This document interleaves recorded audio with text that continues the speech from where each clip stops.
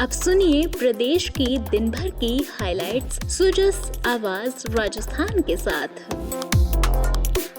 आज की सुर्खियों के साथ मैं हूँ मेधा और मेरे साथ हैं शेखर।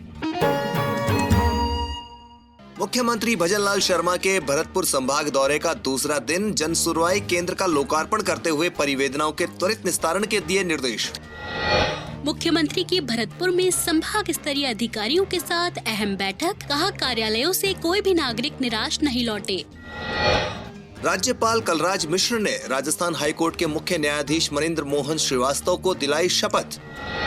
और सरकारी स्कूलों में खेल प्रतिभाओं को तराशने के लिए लॉन्च हुआ बाउंस ऑफ जॉय प्रोग्राम। 100 स्कूलों के 132 शारीरिक शिक्षा शिक्षकों को मिलेगी स्पेशल ट्रेनिंग। मुख्यमंत्री भजनलाल शर्मा आम जन को राहत पहुंचाने और उनकी परिवेदनाओं के निस्तारण में निरंतर प्रयासरत हैं और जन सुनवाई के माध्यम से आम जन से सीधे संपर्क में हैं। इसी क्रम में श्री शर्मा ने आज भरतपुर के ट्रैफिक चौराहे पर स्थित मुख्यमंत्री जन सुनवाई केंद्र का फीता काटकर लोकार्पण किया। उन्होंने जन सुनवाई केंद्र परिसर का निरीक्षण करते हुए अधिकारियों को निर्देश दिए। मुख्यमंत्री के निर्देश पर जन सुनवाई केंद्र में विशेषाधिकारी लगाकर काम शुरू कर दिया गया है। इससे आम जन की परिवेदनाओं का स्थानीय स्तर पर शीघ्र निस्तारण हो सकेगा। मुख्यमंत्री ने इस केंद्र पर आम जन की समस्याओं को सुना और अधिकारियों को उनके निस्तारण के निर्देश भी मौके पर दिए। उन्होंने अधिकारियों को प्राप्त परिवेदनाओं पर कार्रवाई रिपोर्ट नियमित रूप से मुख्यमंत्री कार्यालय में भिजवाने के निर्देश भी दिए। मुख्यमंत्री भजनलाल शर्मा ने आज भरतपुर और डीग जिले में दीनदयाल उपाध्याय अंत्योदय योजना और राष्ट्रीय ग्रामीण आजीविका मिशन के अंतर्गत 600 स्वयं सहायता समूह को 9 करोड़ रुपए की ऋण राशि के चेक वितरित किए। इससे 7,200 महिलाएं और उनके परिवार लाभान्वित होंगे। मुख्यमंत्री ने प्रधानमंत्री स्वनिधि योजना के अंतर्गत स्ट्रीट वेंडर्स को भी ऋण स्वीकृति के चेक प्रदान किए। इससे पहले मुख्यमंत्री भजनलाल शर्मा ने भरतपुर किले में स्थित बांके बिहारी जी मंदिर में धर्मपत्नी गीता शर्मा के साथ दर्शन कर विधिवत पूजा अर्चना की। उन्होंने प्रदेश की खुशहाली, सुख समृद्धि और प्रगति की कामना की। उन्होंने मंदिर परिसर में श्रद्धालुओं से आत्मीय संवाद किया। मंदिर के पुजारी ने मुख्यमंत्री को शॉल और श्रीफल भेंट कर उनका अभिनंदन किया। आपको बता दें कि मुख्यमंत्री ने शास्त्री पार्क में मॉर्निंग वॉक के दौरान स्थानीय लोगों से भी मुलाकात की। मुख्यमंत्री श्री शर्मा ने कहा कि आमजन को मूलभूत सुविधाएं उपलब्ध करवाने में किसी प्रकार की ढिलाई नहीं बरती जाए। सभी विभाग योजना बनाकर गुणवत्ता के साथ समयबद्ध रूप से कार्यों को पूरा करें। प्रदेश को अपराध मुक्त और भ्रष्टाचार मुक्त बनाने के लिए सभी विभागों को समन्वय से कार्य करना चाहिए। श्री शर्मा ने भरतपुर कलेक्ट्रेट सभागार में संभाग स्तरीय अधिकारियों की बैठक को संबोधित करते हुए ये बात कही। उन्होंने कहा कि प्रशासन की पहली प्राथमिकता आमजन की परिवेदनाओं का समयबद्ध रूप से गुणवत्तापूर्वक निस्तारण करना है। उन्होंने भ्रष्टाचार के खिलाफ जीरो टॉलरेंस की नीति अपनाने के साथ जिला, उपखंड सहित ग्राम पंचायत स्तर तक के कार्यालयों में औचक निरीक्षण के निर्देश दिए। उन्होंने चिकित्सा सुविधाओं, कानून व्यवस्था, बिजली, पेयजल आपूर्ति की स्थिति, जल जीवन मिशन की प्रगति, विकसित भारत संकल्प यात्रा और अन्य महत्वपूर्ण बिंदुओं की भी समीक्षा की और योजनाओं की मॉनिटरिंग कर फीडबैक लेने के निर्देश दिए। मुख्यमंत्री ने जिला कलेक्टर और पुलिस अधीक्षकों को नियमित रूप से जन सुनवाई के निर्देश देते हुए समस्याओं का त्वरित समाधान स्थानीय स्तर पर ही करने पर जोर दिया। उन्होंने कहा कि सभी अधिकारी ये सुनिश्चित करें कि कोई भी नागरिक कार्यालयों से निराश होकर नहीं लौटे। साथ ही उन्होंने सभी विभागों में महत्वपूर्ण कार्यों की नियमित मॉनिटरिंग और इनको समय से पूरा करने के निर्देश भी प्रदान किए। आप सुन रहे हैं सुजस आवाज राजस्थान। राज्यपाल कलराज मिश्र ने आज राजस्थान उच्च न्यायालय के मुख्य न्यायाधीश मनिंद्र मोहन श्रीवास्तव को शपथ दिलाई। दोपहर बाद राजभवन में आयोजित समारोह में मुख्य न्यायाधीश ने शपथ ग्रहण की।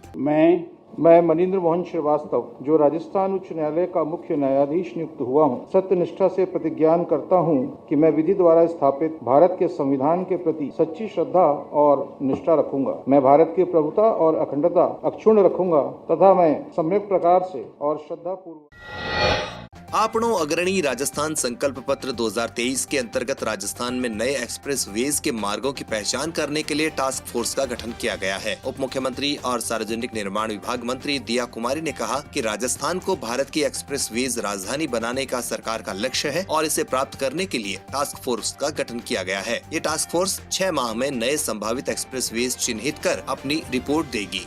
शिक्षा मंत्री मदन दिलावर ने सोमवार को 5000 प्रबोधकों की पदोन्नति के प्रस्ताव को मंजूरी दी है। ये प्रस्ताव अब वित्तीय स्वीकृति के लिए वित्त मंत्रालय के पास जाएगा। 5000 प्रबोधक की पदोन्नति पूर्व में हो गई थी और शेष 5000 प्रबोधक पदोन्नति की मांग कर रहे थे। एनटीटी शिक्षकों की 2018 में हुई भर्ती के मामले में इसी सप्ताह में राहत देने का निर्णय किया गया। बैठक में महात्मा गांधी इंग्लिश मीडियम स्कूलों की समीक्षा करने, देवनारायण योजना में छठी कक्षा के बच्चों को मिलने वाली छात्रवृत्ति के लिए चयनित स्कूलों की संख्या बढ़ाने के साथ तृतीय श्रेणी शिक्षा भर्ती के वर्तमान महिला आरक्षण को 30% से बढ़ाकर 50% करने के प्रस्ताव पर भी चर्चा की गई।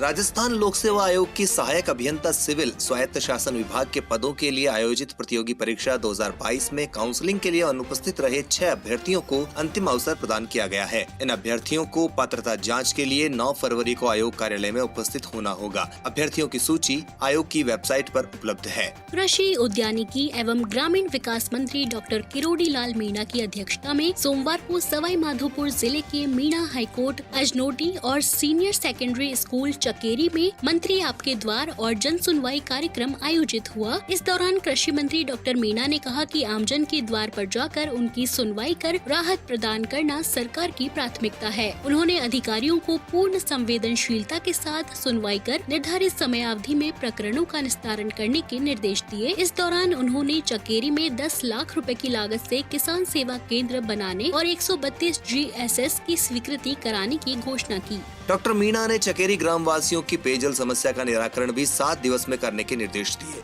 उन्होंने कहा कि प्रधानमंत्री कुसुम योजना के तहत सोलर प्लांट लगाने पर 60% और पॉली हाउस लगाने पर 95% तक अनुदान कृषकों को दिया जाता है। उन्होंने कहा कि कृषक परंपरागत खेती की जगह खेती में नवाचार अपनाकर अपनी आय को दुगना तिगुना कर सकते हैं। उन्होंने कृषि एवं उद्यानिकी विभाग के अधिकारियों को किसान संगोष्ठी के जरिए ग्रामीणों को केंद्र व राज्य सरकार की संचालित योजनाओं के लाभ और पात्रता की जानकारी देने के निर्देश दिए।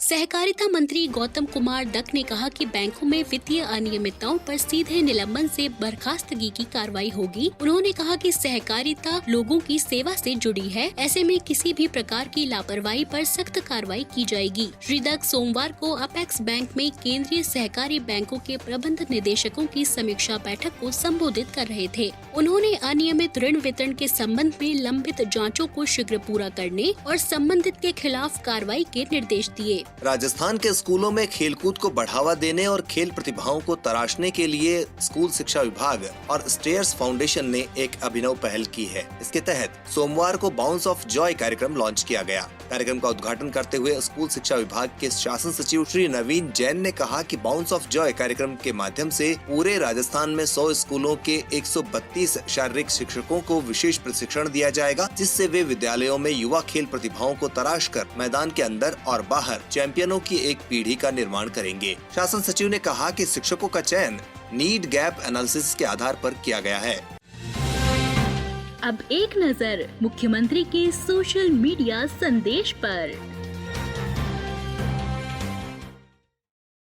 मेरी आवाज़ ही पहचान है, गर याद रहे। आज स्वर कोकिला लता मंगेशकर की पुण्यतिथि है। उन्हें स्मरण करते हुए मुख्यमंत्री भजनलाल शर्मा ने अपने सोशल मीडिया संदेश पर लिखा, माँ सरस्वती की अनन्य साधिका, अपने स्वरों से विश्व को अभिभूत करने वाली स्वर कोकिला भारत रत्न लता मंगेशकर की पुण्यतिथि पर उन्हें सादर नमन।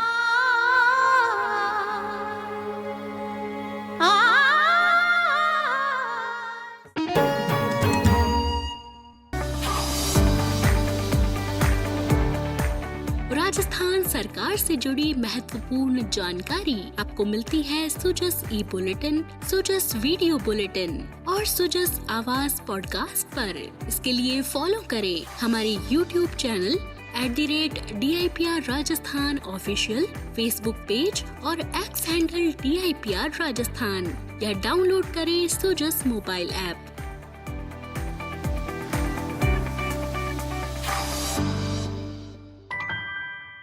तो आज के पॉडकास्ट में इतना ही। फिर होगी आपसे मुलाकात, तब तक के लिए नमस्कार। नमस्कार। है।